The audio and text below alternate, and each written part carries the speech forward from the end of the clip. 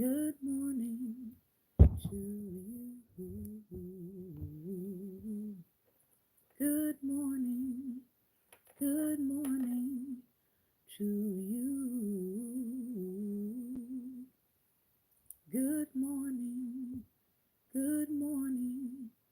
Won't you share with a friend or two? Good morning. Good morning to you. You. Good morning. Good morning. Good morning to you. You. Good morning. Good morning to you. And many more, many more, many more, many more, many more. All right. Mm, mm, mm. It is Thinking Thursday, and I hope that you are having a great day thus far. And I'm trying to find this song. Hmm. There we go. So, for those of you who celebrate the Day of Love, which is tomorrow, I want you to enjoy celebrating the Day of Love. My philosophy is love should be something that is ever present in your life. Love should be the main ingredient in your life. Love should be um, something that hopefully comes natural to you. Love should be a part of your human philosophy and ethos for how you carry yourself in the world. That's what I kind of feel about love. All right. I'm going to sing a little bit of this song because it just came to my mind. Wise men say only fools rush in, but I can't help falling in love with you.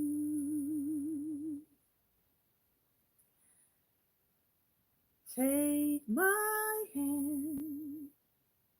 The writer says, take my whole life too, for I can't help falling in love with you. Stevie Wonder said, I just called to say I love you. I just called to say how much I care. I do. I just called to say I love you, and I mean it from the bottom of my heart. I just called to say I love you. I just called to say how much I care. I do. I just called to say I love you. And I mean it from the bottom of my heart. Anybody else know a, a love song that is on your heart or your mind today? Here's another one. Let's see. Oh, that's not it.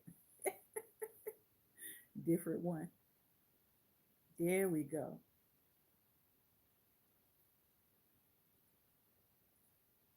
Let me see if it'll pull it up.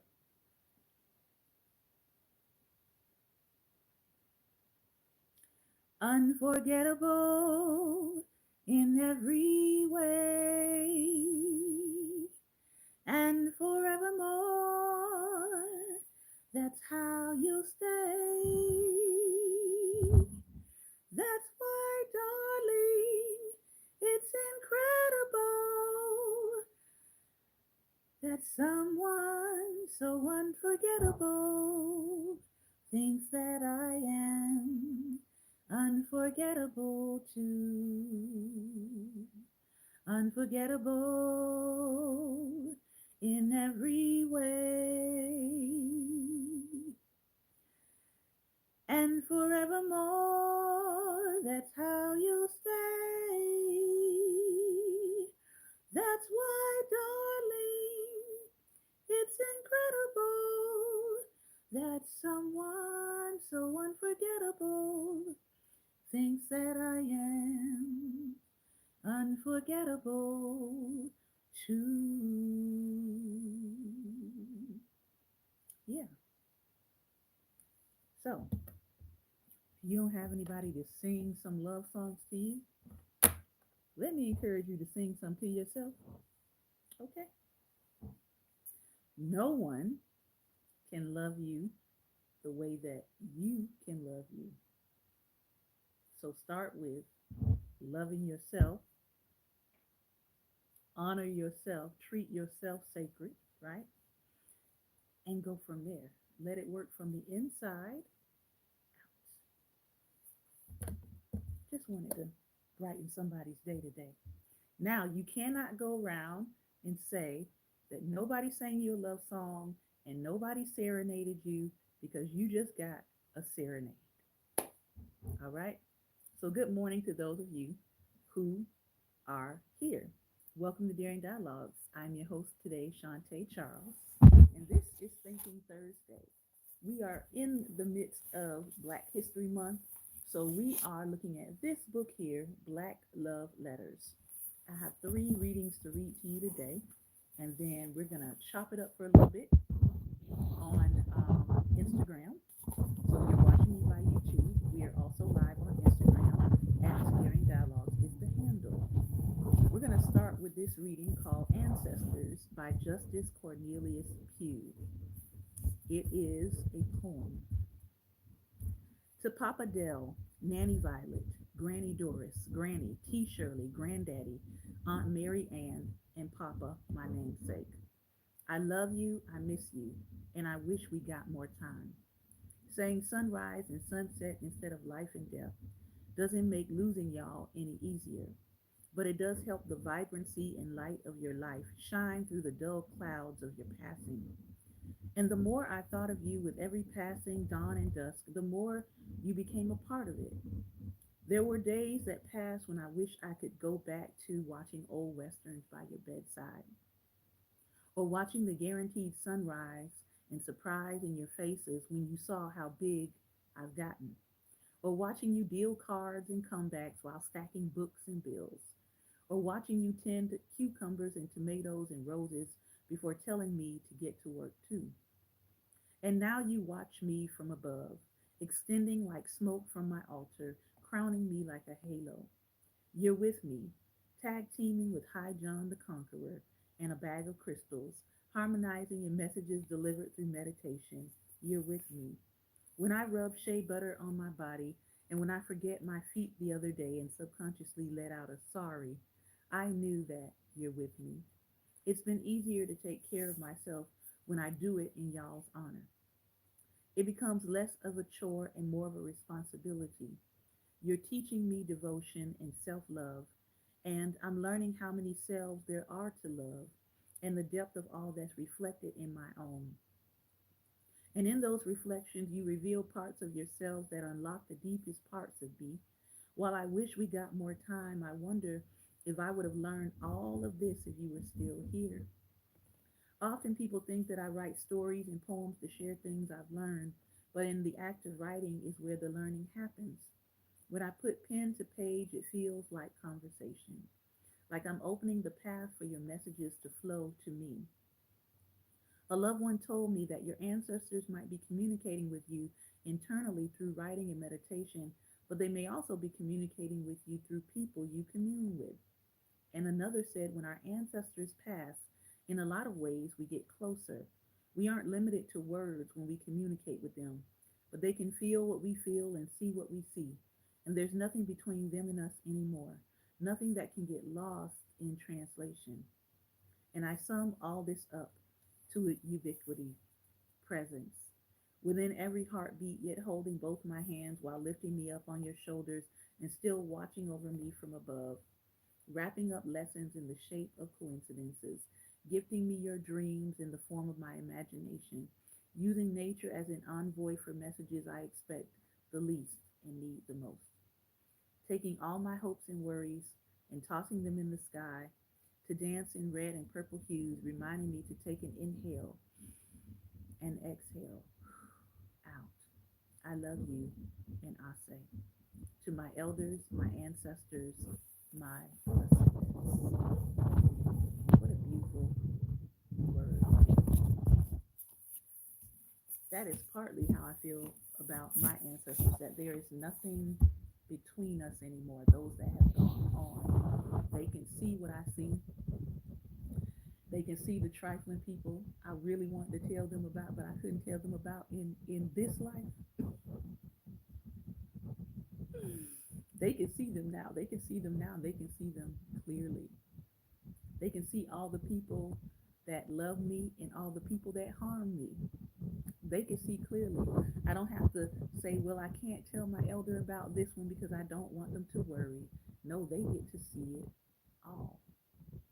And because they get to see it all, I get to pull on them, like the scripture talks about the great cloud of witnesses who are cheering us on. I imagine my ancestors as a part of that great cloud of witnesses, witnessing the present and witnessing the future, and still cheering me on right here in the present. So I don't know what picture that people get in their minds when they think about their ancestors or when they think about their loved ones that have gone on, but I always picture mine in a stadium and I'm running a race and my ancestors are in that stadium cheering me on, saying, keep running, you can do it, go ahead, that's my girl. I know you have it in you because I put it in you to win. And so that's what I picture when I picture my ancestors. Um, Sometimes I get sad about people who have passed on that I loved and that really cared about me. But most of the time, my heart is filled with thankfulness and gratitude that I came through that lineage, that I came through that line, and that I get to continue that line every day that I'm here. I get to do something that not only honors myself, but honors my lineage. I want to read the second reading. It's called On Black Love by Lene Boats. Most people know her for her Friday parking lot talks. Her phrase, I'm going to keep it black, but I'm going to keep it brief. This is Lene's writing on Black love. As an enthusiast of Black history, I am particularly indebted to the aspect of Black love. After rigorous study, interrogation, and observation of moments, movements, and figures, it is my belief that the most political thing you can do is love another Black person. It's an act of resistance. It is revolutionary. Moments, movements, and figures in Black history have all had the common goals of freedom and equity. The common method of operation throughout has been the use of identity politics. And truly, any identity politics is only successful when assigned value. And Black love has been the only base offering support for the conviction that Black life in all its forms is valuable and worth moving for. Black love is a broad, sweeping concept that exists in various forms: mother to child, lover to lover, friend to friend. It can be administered in a multitude of ways, sure, but it does hold a unique and uniform set of characteristics that gives it a distinct shape. Black love is inspired by colorful epithets and euphemisms requiring the prerequisite of our shared cultural experience. It is an amalgamation of intimate head nods and gestures only understood if you went to the same school. It is imbued with jazz, meaning it has a rhythm you can't help but dance to, one that forces you to ride it with little to no direction. And quite frankly, everybody can't play it. It is a very particular thing that belongs to a particular club, and if you did not pledge it, you simply won't understand. And though the unfortunate reality is that many of us were hazed in the process, when you think about it, black love is how we have survived. White people have the luxury of experiencing love as a journey, only burdened with the defaults of humanity. However, we experience love as an escape. It is a fort we build to shield the people we love from oppression and where we take ourselves to be repaired. The people we love are our safe zones. They allow us to direct our attention away from the veil and into the worlds that we are building together.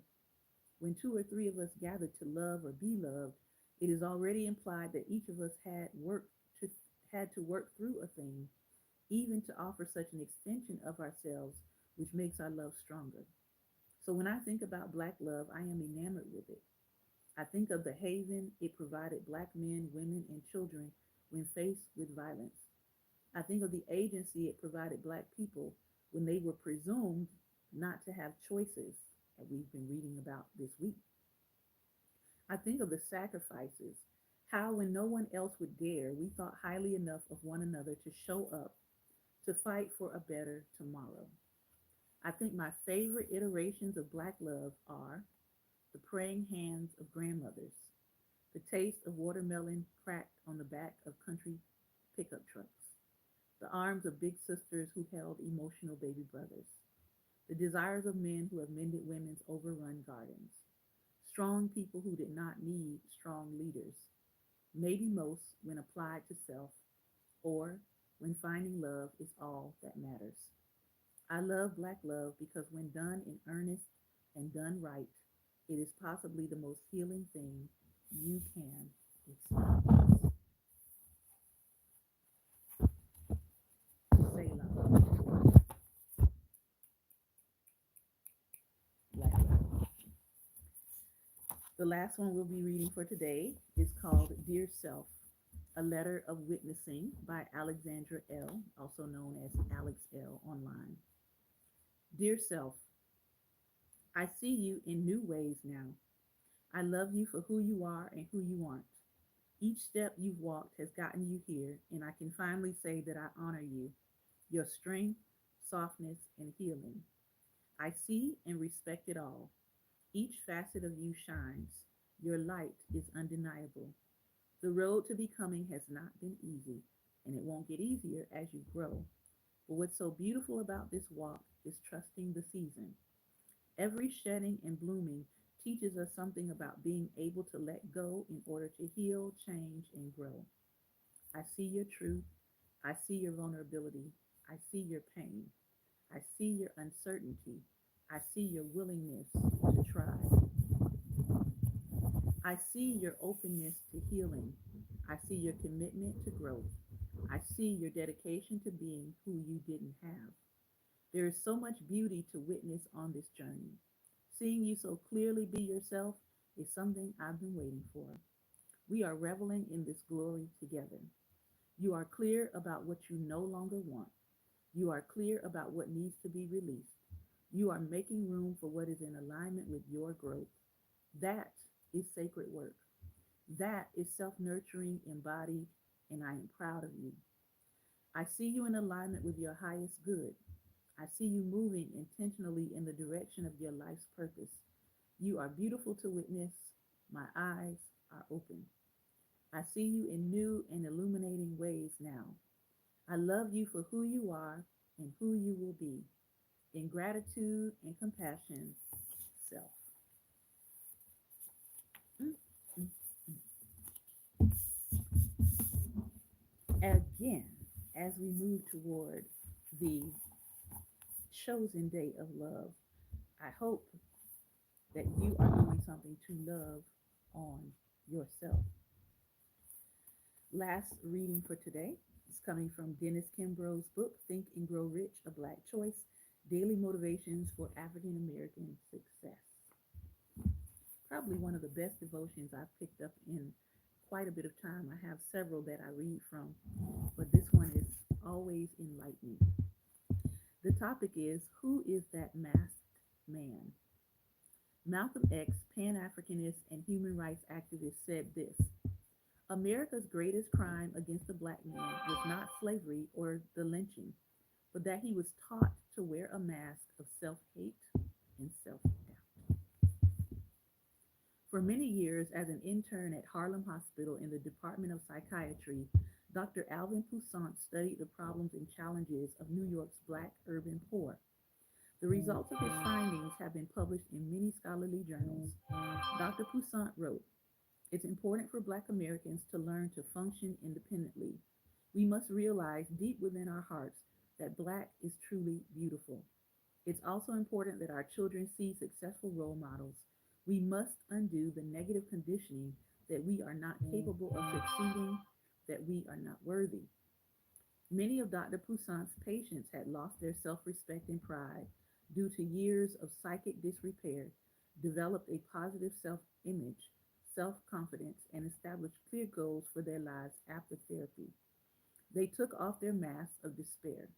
Unfortunately, like many of Dr. Poussin's patients before therapy, some of us wear a mask of poverty, living in a life of lack and want, never finding wealth because we search through eyes of limitation.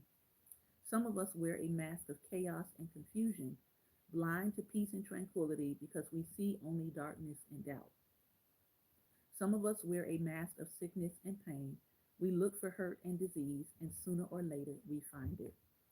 Does this sound familiar? If so, what mask are you wearing, and why are you wearing a mask? You are the star of your show. You may not be the most skilled, most engaging person on earth, but you do have hidden strengths waiting to be unveiled. The moment you remove your mask and expose your unique talents, you will be one step closer to success. Say it with me today. I know who I am. I am unlimited potential. I am allowing my Creator to reveal my hidden strengths. This word resonates with me because I grew up in a very small town, under, I would say, under 7,000 people when I grew up there. Um, and it was a town that was all black primarily. Um, Growing up, I don't recall seeing any white people living in my community at all. There were maybe one or two Hispanic families that lived in my community, but my community was a small, all black town. Um, it was a town that was unincorporated. At one point, they had chosen a black leader, and um, the city at the time did not want to acknowledge that black leader. So my town became unincorporated and still is to this day unincorporated. In my town, we were, I would say, ravaged by the quote unquote war on drugs. We experienced the violence of having um, police come through your community, come through your neighborhood with military grade vehicles, um, coming into people's homes, under quote unquote suspicion that they were hiding drugs or that someone who dealt drugs lived with them. If there was any suspicion, they could come in your house, tear up what little bit you had, destroy everything, and there was no consequences for it. There was no legal ramifications of them destroying people's homes under suspicion. So I grew up seeing that. I grew up seeing people who were involved in those things um, being killed. Um, a lot of my fellow peers, a lot of the men or young boys my age who were my peers did not survive the drug wars of the mid 80s all the way through the late 90s. So a lot of my peers did not make it through that time. I could have just looked at what was happening, the devastation that was happening in my community, in my neighborhood, and I could have just let the despair and the trauma consume me. I could have just looked at my situation and thought to myself, this is all I'm going to see. This is all I'm going to experience. Um, I'm never going to move beyond this point. And there were people in my community that had that mindset. But guess what kept me from that mindset? What kept me from that mindset was books. What kept me from that mindset was reading. What kept me from that mindset was reading fiction, mainly, to take me into other worlds. That is the power of a book. It helped me to see beyond the circumstances that I was living in. It helped me to journey to another world, to another country, to understand that there's something beyond what I see and there's something beyond where I am. So I am very, very thankful for the power of books, for the power of reading, to open my mind to another experience beyond the one that I was in.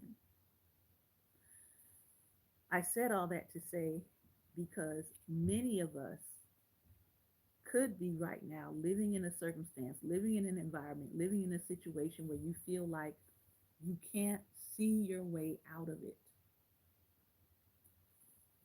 Find a book that's going to help you to see your way out of where you are. All right. That is my encouragement to you on today. If you're watching by YouTube, I want to thank you for your time and attention. This has been another episode of Daring Dialogues, and I've been your host today, Shantae Charles. If you want to join us for the talkback, we will be over on Instagram. The handle there is at Daring Dialogues, all one word. We'll see you there.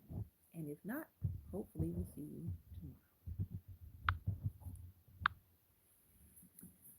tomorrow. All right.